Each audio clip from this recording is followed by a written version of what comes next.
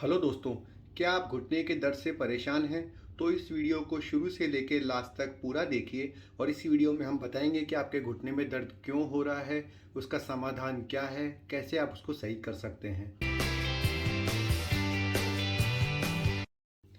नमस्कार दोस्तों, ऑर्थोपेडिक से जुड़े विभिन्न टॉपिक्स के बारे में बताने वाली हमारी वीडियो चैनल की श्रृंखला में हम आपका बहुत बहुत स्वागत करते हैं। दोस्तों, कमेंट सेक्शन में समय समय पे लोग मुझसे पूछते रहते हैं, मेरे साथ ऑनलाइन कंसल्टेशंस में भी वो हमेशा पूछते रहते हैं कि सर हमारे घुटनों में दर्द है।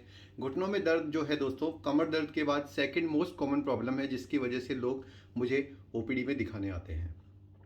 तो आज मैंने सोचा क्यों ना मैं आपको एक वीडियो बनाऊं जिसमें कि घुटने में दर्द के जो महत्वपूर्ण कारण हैं उन्हें एक साथ बताने की कोशिश करूं, जिससे कि आप भी समझ पाएंगे कि जो आपके अगर घुटने में दर्द हो रहा है तो उसका कारण क्या है। तो दोस्तों, मोटे तौर पे 6 या 7 तरीके का घुटनों का दर्द होता है जिसे मैं वन बाय वन बताता हूँ। सबसे कॉमन दर्द यंग लोगों में हम देखते हैं, उसे कहते हैं कॉन्ड्रोमलेशिया पटेरी। कॉन्ड्रोमलेशिया पटेरी दोस्तों यंग लोगों में मैं आपको बताऊंगा कि 17 साल से लेके और 40 साल की उम्र के लोगों के अंदर जो पाए जाने वाला घुटनों का दर्द होता है वो ज़्यादातर कॉन्ड्रोमलेशिया पटेली की वजह से होता है। ज़्यादातर कॉन्ड्रोमलेशिया पटेली के जो पेशेंट्स होते हैं दोस्तों, उसमें किसी प्रकार की कोई चोट की हिस्ट्री नहीं होती। पेशेंट कहता है कि ना तो मुझे कोई चोट लगी है, ना मेरे फैमिली में कभी किसी को दर्द था। जब उनकी हम फैमिली हिस्ट्री डीप टटोलते हैं तो हमें पता चलता है कि या तो वो लोग बहुत ज़्यादा एक्सरसाइज के शौकीन होते हैं, बहुत ज़्यादा जुम्बा सालसा या योगा कर रहे होते हैं, या फिर उनकी लाइफस्टाइल में ऐसा होता है कि बहुत ज़्यादा आलती पालती बैठना, उकड़ू बैठना या सीढ़ी चढ़ना कर रहे होते हैं। जब इस प्रकार से आप बहुत ज़्यादा सीढ़ी चढ़ते हैं, उकड़ू बैठते हैं या कोई एक्सरसाइज करते हैं गलत तरीके से, बहुत ज़्यादा जिम करते हैं, तो उससे घुटने के अंदर जो घुटने की पाली या नी कैप कहते हैं उसके पिछली सरफेस पे चिकनाई कम हो जाती है, कार्टिलेज डैमेज हो जाती है और इस वजह से कॉन्ड्रोमलेशिया पटेली की शुरुआत होती है। दोस्तों, काफ़ी सारे लोग इसका इलाज दवाइयों से, कसरत से और अलग अलग तरीक़ों से करना चाहते हैं, लेकिन मोटे तौर पे इसका सबसे बड़ा इलाज दोस्तों परहेज ही होता है। आपको अपनी लाइफस्टाइल को चेंज करना होता है। इस प्रकार के काम करने पड़ते हैं जिसके अंदर कि बहुत ज़्यादा घुटने पे लोड पड़े। खासकर जैसे कि मैंने बताया कि बहुत ज़्यादा आलती-पालती नहीं मारना, उकड़ू नहीं बैठना और सीढ़ी नहीं चढ़ना। इससे समय के साथ-साथ कॉन्ड्रोमलेशिया पटेली अपने आप ही ठीक हो जाता है। इसलिए इसे एक सेल्फ लिमिटिंग डिसऑर्डर कहा जाता है। अभी कुछ दिनों पहले मेरी कंसल्टेशन पे एक वीडियो कंसल्टेशन में बात की थी जिसमें एक पेशेंट ने दिल्ली में जाकर बहुत महंगे पीआरपी इंजेक्शंस लगवा लिए थे और उससे उसको कोई फ़ायदा नहीं हुआ था। तो दोस्तों, मैं पीआरपी के बारे में पहले भी बता चुका हूँ कि ये एक एक्सपेरिमेंट जैसी चीज़ है और इसके बारे में अपने पैसे खराब ना करें। कॉन्ड्रोमलेशिया पटेली के बाद जो दूसरी कॉमन प्रॉब्लम है जिसके लिए लोग हमें दिखाने आते हैं वो है ऑस्टियोआर्थराइटिस। दोस्तों, ऑस्टियोआर्थराइटिस 40-45 साल के बाद होने वाली प्रॉब्लम है जिसमें घुटनों के अंदर गैप कम हो जाता है। गैप कम इसलिए हो जाता है क्योंकि जो कार्टिलेज होती है, हड्डी के ऊपर एक परत पाई जाती है जिसे कार्टिलेज कहते हैं, वो घिस जाती है। या मोटे तौर पे हम जैसे डॉक्टर आपको समझाते हैं कि घुटने में चिकनाई कम हो जाती है, तो इसकी वजह से आपको घुटने में दर्द होने लगता है, क्योंकि जब घुटने में चिकनाई नहीं होगी तो हड्डी से हड्डी एक दूसरे से रगड़ खाती है, कट कट की आवाज़ आती है और घुटने में दर्द होता है। ऑस्टियोआर्थराइटिस के वैसे तो काफ़ी सारे कारण हैं, लेकिन ज़्यादातर इसका जो मेन कारण देखा गया है दोस्तों, एक तो होता है बहुत ज़्यादा आपका वज़न होना, दूसरा होता है कि आपके परिवार में पहले से ही आर्थराइटिस की हिस्ट्री होना। इन दोनों कारणों से, या फिर घर में आपकी ऐसी एक्टिविटी कि इंडियन टॉयलेट बहुत ज़्यादा यूज़ करना, या तो फिर सीढ़ियाँ ज़्यादा चढ़ना, इससे आर्थराइटिस की प्रॉब्लम हो जाती है। दोस्तों, ऑस्टियोआर्थराइटिस एक एज से जुड़ी समस्या है, तो इसको बिल्कुल पहले जैसा करना तो संभव नहीं होता।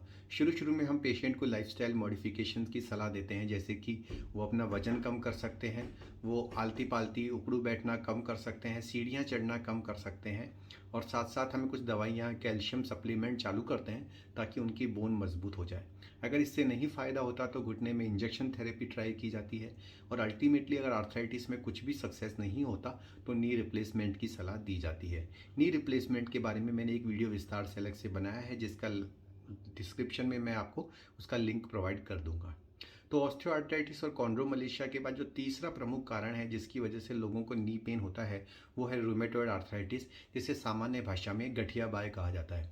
दोस्तों, ऑस्टियोआर्थराइटिस और कॉन्ड्रोमलेशिया पटेली तो सिर्फ घुटनों में ही प्रभावित करते हैं, लेकिन रूमेटॉइड या गठिया बाय वो बीमारी होती है जिसमें लगभग लगभग शरीर के सारे ही जॉइंट इन्वॉल्व हो जाते हैं। लेकिन इसमें भी कई बार घुटनों का इन्वॉल्वमेंट ज़्यादा होता है, क्योंकि शरीर का सारा वजन आखिरकार घुटनों पर ही पड़ता है, तो ये सबसे सेंसिटिव जॉइंट्स होते हैं।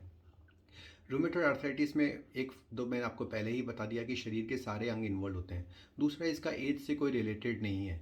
जैसे मैंने आपको बताया कि ऑस्टियोआर्थराइटिस तो एक इस प्रकार की बीमारी है जो कि ज़्यादातर 40-45 साल के बाद ही होती है, लेकिन रूमेटॉइड तो 16 साल से लेके और 50 साल तक किसी भी एज में हो सकती है और इसमें घुटना काफ़ी तेज़ी से ख़राब होता है दोस्तों।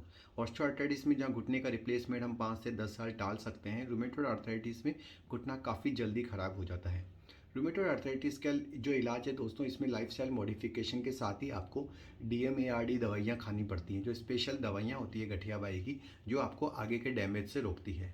दवाइयाँ कभी कम और कभी ज़्यादा होती रहती हैं, लेकिन इनको जड़ से ख़त्म नहीं किया जा सकता। रूमेटॉइड आर्थराइटिस या गठियाबाई के पेशेंट कई बार ये गलती करते हैं कि कभी वो आयुर्वेदिक दवाई लेना चालू कर देते हैं, कभी वो होम्योपैथिक दवाई लेते हैं। लेकिन मैं उनको यही समझाना चाहूँगा कि जिस प्रकार से एक बार ब्लड प्रेशर की दवाइयाँ होती है या शुगर की दवाइयाँ होती है, जो एक बार हम स्टार्ट कर दें तो बंद नहीं कर सकते, उसी प्रकार से गठियाबाई की भी दवाई अगर आप रेगुलर लें तो आपको आगे आने वाले डैमेज को रोका जा सकता है, लेकिन इसकी दवाइयों को कभी भी आप बंद ना करें। चौथा प्रकार का जो दर्द है जिसकी वजह से कि घुटने खराब होते हैं दोस्तों, वो है इन्फेक्टिव आर्थराइटिस या इन्फेक्शन। कई तरह के इन्फेक्शन है जो घुटनों में हो सकते हैं।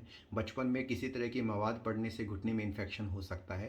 ज़्यादातर जो मैं इन्फेक्शन इंडिया में देखता हूँ वो है ट्यूबरक्लोसिस या टीबी। टीबी का इन्फेक्शन बहुत ही कॉमन है दोस्तों। जिस प्रकार से छाती की फेफड़ों की जो टीबी होती है वो तो एक पेशेंट से दूसरे पेशेंट में फैलती है, लेकिन घुटने की टीबी इस प्रकार से इन्फेक्शन तो नहीं करती, लेकिन धीरे धीरे घुटने की कार्टिलेज को ख़त्म करती जाती है। घुटने की टीबी को प्रूव करना बहुत मुश्किल होता है। सिर्फ MRI के माध्यम से ही ये कंफर्म किया जा सकता है कि ये टीबी है कि नहीं। घुटने की टीबी की जो दवाइयाँ होती हैं दोस्तों, वो 1 साल तक लेनी पड़ती है और उसके पश्चात ये बीमारी धीरे धीरे ठीक हो जाती है। लेकिन इसमें एक बात बहुत ध्यान रखनी चाहिए कि घुटने की टीबी की दवाइयाँ बीच में बंद नहीं कर सकते। अगर आप बीच में बंद करते हो तो ये बीमारी वापस भी आ सकती है। अगला कारण जिसकी वजह से कि घुटनों में हम आर्थराइटिस देखते हैं दोस्तों, वो होता है पोस्ट ट्रॉमेटिक या चोट के बाद होने वाली आर्थराइटिस। पोस्ट ट्रॉमेटिक आर्थराइटिस तब होती है जब हम घुटने में कोई चोट लग जाती है, उसे नज़रअंदाज कर देते हैं, सही समय पे उसका इलाज नहीं कराते, या इलाज कराते हैं लेकिन वो इलाज सही ढंग से नहीं हो पाता, तो उसकी वजह से भी आर्थराइटिस हो सकती है। पोस्ट ट्रॉमेटिक आर्थराइटिस हो सकती है घुटने में फ्रैक्चर होने की वजह से, घुटने में मेनिस्कस फटने की वजह से, या लिगामेंट फटने की वजह से। पोस्ट ट्रॉमेटिक आर्थराइटिस कब होगी ये कोई प्रेडिक्ट नहीं कर सकता दोस्तों। अगर घुटने में फ्रैक्चर बहुत ख़राब है तो आर्थराइटिस 4 से 5 साल में हो सकती है, या फिर 8 से 10 साल में हो सकती है। जब हम लोग नी रिप्लेसमेंट करते हैं तो हम घुटनों को अंदर से देखते हैं तो हम देखते हैं उसमें ACL टूटा हुआ है, PCL टूटा हुआ है। तो ये वाली बात एक्सप्लेन करते हैं कि ACL और PCL के टूटने से 10 से 15 साल बाद घुटनों में आर्थराइटिस हो सकती है। तो इसके लिए ज़रूरी यही है दोस्तों कि जब भी आपके घुटने में फ्रैक्चर हो या ACL PCL लिगामेंट की चोट हो, तो इलाज को ज़्यादा देर ना करें और सही समय पर इलाज कराकर आप घुटनों की आर्थराइटिस से बच सकते हैं। अगर मेनिस्कस टीयर है तो मेनिस्कस को रिपेयर कराकर घुटनों की आर्थराइटिस से बच सकते हैं। तो दोस्तों अगर मैं संक्षेप में रिपीट करूं तो हमने घुटनों के दर्द के जो कारण देखे वो हैं कॉन्ड्रोमलेशिया पटेली जो यंग लोगों में होता है, ऑस्ट्रोआर्थराइटिस जो मिडिल एज में होता है, रूमेटॉइड आर्थराइटिस या गठियाबाई जो किसी भी एज में हो सकता है गठियाबाई की वजह से, इन्फेक्शन वाली आर्थराइटिस जो होती है टीबी या किसी इन्फेक्शन की वजह से, और पोस्ट ट्रॉमेटिक आर्थराइटिस जो होती है चोट की वजह से। एक लास्ट में एक छोटा सा कारण और है जिसे हम गाउटी आर्थराइटिस कहते हैं या गाउट कहते हैं, जो कि शरीर में यूरिक एसिड की मात्रा बहुत ज़्यादा बढ़ जाने से होता है। अगर यूरिक एसिड को कंट्रोल करें तो गाउट को कंट्रोल किया जा सकता है। तो ये दोस्तों संक्षेप में 5 या 6 कारण थे जो कि सामान्यतः घुटनों में दर्द पैदा करते हैं। हो सकता है इनमें से ही कोई कारण ऐसा हो जो आपको घुटनों में दर्द कर रहा हो। घुटनों में दर्द की जो भी बीमारियां होती है उसके लिए सबसे हम पहले डॉक्टर आपका एक्सरे करवाते हैं, आपको क्लिनिकली एग्जामिन करते हैं, और अगर उससे क्लियर नहीं होता तो MRI कराते हैं। और उसके पश्चात आपको जैसे कि मैंने बताया शुरू में दवाइयों से ट्राई किया जाता है, नी कैप दी जाती है, घुटनों में चिकनाई की दवाइयाँ दी जाती है, और अगर कुछ भी कामयाब नहीं हो तो फिर सर्जरी की तरफ देखा जाता है। तो दोस्तों ये एक संक्षेप में जानकारी थी जो मैंने आपको घुटने के विभिन्न दर्द के बारे में दी। अगर आप वीडियो को पूरा देखते हैं तो आप पता कर पाएंगे कि आपके घुटने में अगर दर्द हो रहा है तो उसका कारण क्या है।